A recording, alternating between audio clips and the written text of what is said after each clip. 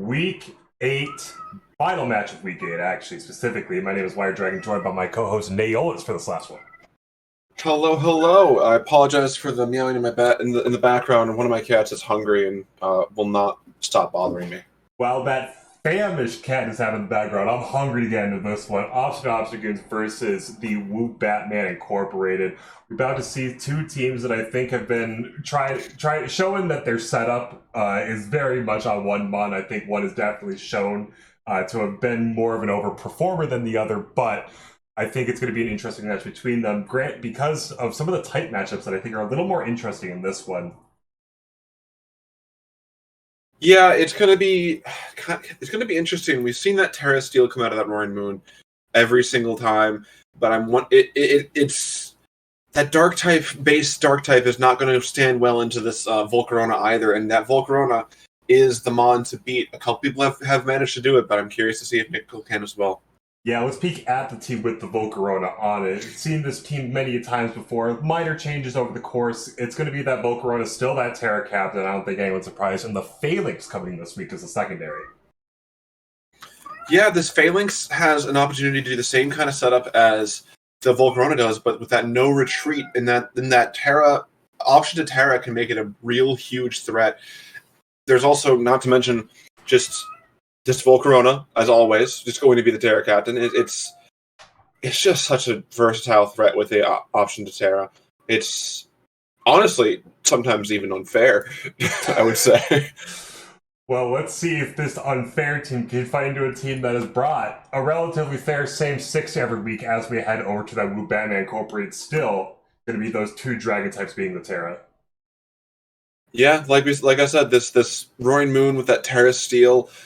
I feel like it's going to have to try and do something a little bit different this week if it's going to try and beat this Volcarona and even this Phalanx. That both of those cover the Dark type, the Dragon type, hell, even the Steel type Terra that the Nickel seems to be so fond of.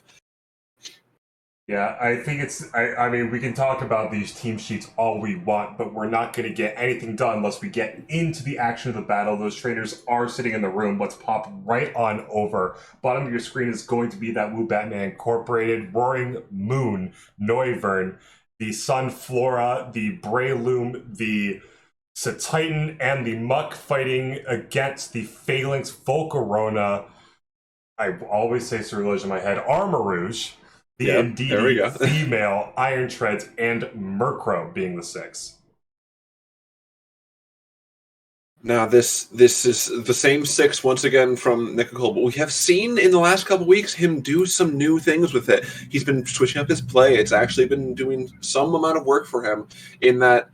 It was last week that he started doing that against, or was that the week before? I believe it was the week before. I believe we've seen 2 weeks of different leads that has kind of like given a little bit of new life to this roster that hasn't really performed as well as most teams were hoping. But I mean, looking at the opposing side too, like there are a lot of leads here that could really throw a wrench in no matter what the Woobatman Incorporated lead here. Yeah, for the last few weeks, this Indeedee's been kind of the lead, set up some screens, and then just try to get some good setup going on. It's we've had one person who's been able to dash those hopes, but I'm not so sure that this. But we see the Roaring Moon lead right off the bat. This could be interesting.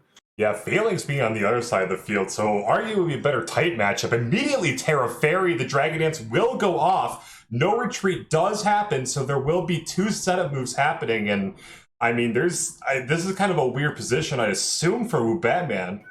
And this isn't a booster energy version of this Roaring Moon either.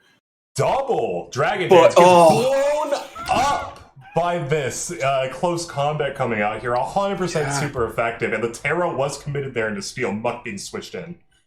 This Phalanx has such an insane move pool that it has access to, but at neutral defense, let's see if this Muck it does not do enough damage to really put enough pressure on this Phalanx. This Noivern may be able to outspeed. Although I believe that at +1 a +1 max speed, Jolly Phalanx is going to be able to outspeed the Noivern. And here comes the Sunflora, maybe trying to preserve this Muck, but I'm not sure what it's going to be able to do here in front of it. Misses the Zen headbutt. Sludge Bomb will go out and kill the Phalanx here. The miss coming in huge, and now all of a sudden it's a 5v5. there has to a close combat would have been such a good move there, and wouldn't have risked being the miss there. So maybe trying to just say that maybe this phalanx is just not going to be the lead the sweeper that we want it to be, and maybe try and set up this Volcarona for a sweep here. But this Indeedee is just going to be able to be thicker. Is it chlorophyll Sunflora too? Oh, Encore! That means this Pokemon is locked into that Reflect. Kind of a few fast turns there. Double screen. Volcarona will come in here. Solar Beam's going to come out, dealing a little bit, minimal damage to this Volcarona. It will be revealing the leftovers, so we'll gain that HP back. But at this exact second, you got to be wondering, what's this really going to do with the Sludge Bomb doing minimal? Substitute finally coming off from this Volcarona, putting it behind. Sun is now down. And this Volcarona can freely set up this Quiver Dance. That's the word. That's can the freely word. set up this Quiver Dance behind the substitute and the Reflect and the light screen. Now, I don't know what this Noivern... The Noivern does have access to Infiltrator, but having +1 special defense, yeah, and behind a light screen, it just... Well, actually, the Infiltrator goes past the light screen. That's just natural bulk. God damn. Yeah, I mean, thick-ass Volcarona here, getting the Quiver Dances up, and I mean, we see the leftovers. Hasn't revealed all its move pools, but given how this play is, we're not worried about the damage here. It is risking a little bit of that crit, but probably has the damage rolls to be pretty confident here as the light screen finally goes down. Yeah, no, it's kind of wild just how insane this Volcarona can be every time. Just set up that Quiver Dance. I think that this move like Quiver Dance. I'm curious if it's ever been seen by Nintendo and been like a Game Freak and be like, maybe we should tone it down a little bit. But it's just such a signature move for this Pokemon. But since it's been given to so many other Pokemon, it's such a ridiculous thing. And even an Ice Shard doesn't take it down. This Volcarona, historically not the best with defense, but Ice Shard not being able to take it out. And I believe this just kind of becomes the closed book here.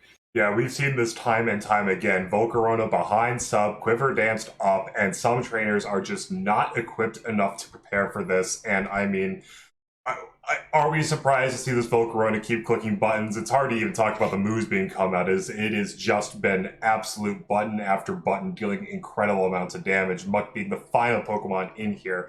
But my guess is going to be this Fire Dance putting an end to that story. A pretty quick, 19 turns, but quick in time, 5-0 here coming for the Obstinate Obstagoons. Oh yeah, that was lightning speed. It could barely keep up with everything going on. I mean, just one button clicked after another. These two were here to play and get things done. Yeah, you could tell the Goons knew exactly what the game plan was, right? And without any real threat to said game plan, it really just ended up being that Volcarona doing what it needed to do. And unfortunately, Woobatman Incorporated was not able to show up with an answer to, I mean, probably one of the most iconic Pokemon on this team this season. Yeah, and even this Phalanx proving that it could... I believe it actually may have been threatening the sweep here if things had gone right. But maybe making a tiny little mistake and going for that Zen Headbutt into the Sunflora could have gone for something a bit more accurate, like this close combat, and maybe, or even its fourth move, depending on what it might be.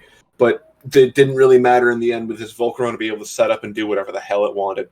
Yeah, quicken but a goodin'. So I'm glad to have you guys join us for this really short and quick battle. But last one of this week, we'll be excited to see you guys next week for next week's new 5 games set up in action. I'll see you guys then. Have a good one.